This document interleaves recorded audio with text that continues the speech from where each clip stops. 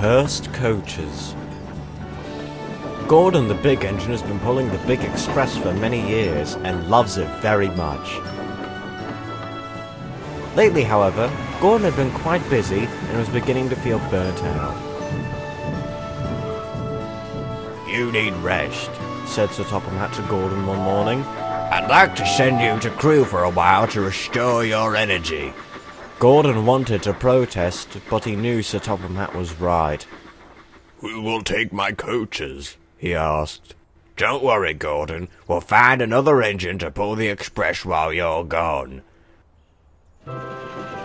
Gordon's trip to Crewe was arranged and he left the next day. Sir Topham Hatt called on Boko to fill Gordon's role for a few days. "Of course I'll help, sir," said Boko. "I would consider it an honor to pull the express." "Very good," Sir Topham Hatt smiled. "Your crews will prepare you for your first trip." Later that afternoon, Boko waited patiently at the station for Diesel to shunt the evening express train behind him. But Diesel was in a foul mood. Coaches. Why can't Thomas or Percy shunt these foul boxes on wheels? I have better things to do. Thomas and Percy don't complain about shunting coaches. They're really useful engines. You should learn from their example. Diesel scoffed.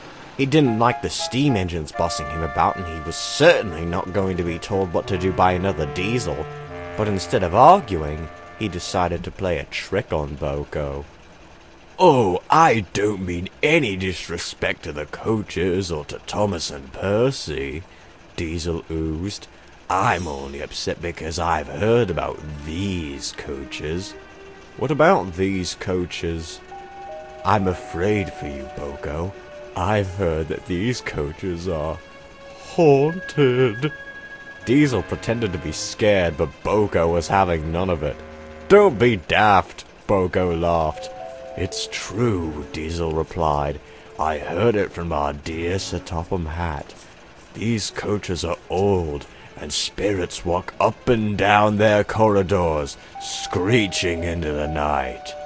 "You're full of sour oil," Boko said, but he did feel uneasy. Then the guard's whistle blew, and Boko jumped. Diesel smiled deviously as he realized his plan was working. "Just remember what I said. There are spirits about."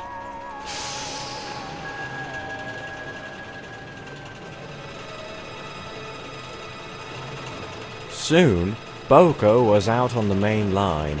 With the evening express he was making great time, and the ride was very smooth indeed. The sky had turned dark, and the moonlight showered the countryside below in bright shades. "This is lovely. I can see why Gordon loves pulling the express."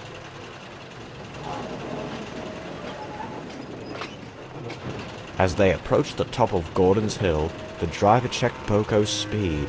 As Boko began to brake, he heard a strange noise echoing from the coaches. It lasted only for a few moments, but then it came back, louder and louder. It sounded to Boko like something was screeching.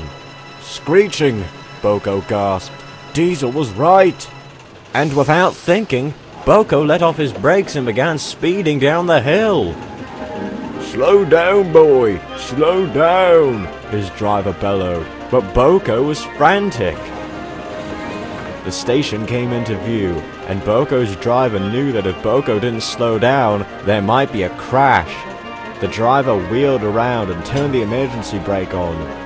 The brakes on, the train clamped down hard, and Boko came to a sputtering standstill just outside the station. The passengers were furious. They clambered out of the coaches and told Boko and his driver how silly they were. Soon Sir Topham Hatt arrived to see what the matter was. "Boko, I am very disappointed. Your driver should not have to use the emergency brake on you. You are not a rally car." "It was the ghost, sir," Boko said.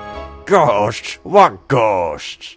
Sir Topham Hatt walked over to the coaches and inspected them. When he came back, He was smiling. "There's no ghost here," said Sir Topham Hatt. "These coaches were screeching because their brakes are becoming worn down. They need to be serviced." "It was only the brakes, sir?" "Yes, Boko. I'm surprised with you. You've always been so realistic about matters. How did the idea of ghost haunting the train ever get into your head?" Boko told him about Diesel. I see. The next day, Sir Topham Hatt spoke severely to Diesel. "I will not tolerate you manipulating my engines, Diesel," he said. "Your story put a lot of passengers in danger." Diesel simply stood there, silent and sullen. "I think it's time I put an end to your deeds. From now on, you will work at the scrapyards, long away from any of my engines." "The scrapyard? Sir, that's a desolate place." "Good. You belong there." Diesel was speechless.